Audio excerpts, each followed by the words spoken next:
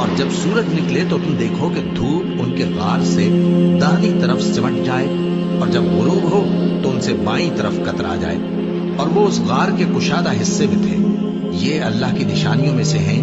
جس کو اللہ ہدایت دے وہ ہدایت یاب ہے، اور جس کو گمراہ رہنے دے تو تم اس کے لیے کوئی دوست راہ بتانے والا نہ پاؤ گے۔ اور تم ان کے متعلق خیال کرو کہ وہ جاگ رہے ہیں حالانکہ وہ سوتے ہیں، اور ہم ان کو دائیں اور بائیں کروٹ بدلاتے تھے، اور ان کا کتا چوکھٹ پر دونوں ہاتھ پھیلائے ہوئے تھا۔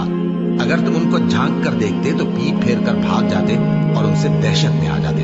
اور اسی طرح ہم نے ان کو اٹھایا تاکہ آپس میں ایک دوسرے سے دریافت کریں۔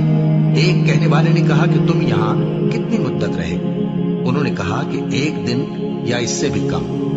انہوں نے کہا کہ جتنی مدت تم رہے ہو تمہارا پروردگار ہی اس کو خوب جانتا ہے، تو اپنے میں سے کسی کو یہ روپیہ دے کر شہر بھیجو، وہ دیکھے کہ نفیس کھانا کون سا ہے تو اس میں سے کھانا لے آئے، اور احتیاط سے آئے جائے اور تمہارا حال کسی کو نہ بتائے۔ اگر وہ تم پر دسترس پا لیں گے تو تمہیں سنسار کر دیں گے، یا پھر اپنے مذہب میں داخل کر لیں گے، اور اس وقت تم کبھی فلاح نہیں پاؤ گے۔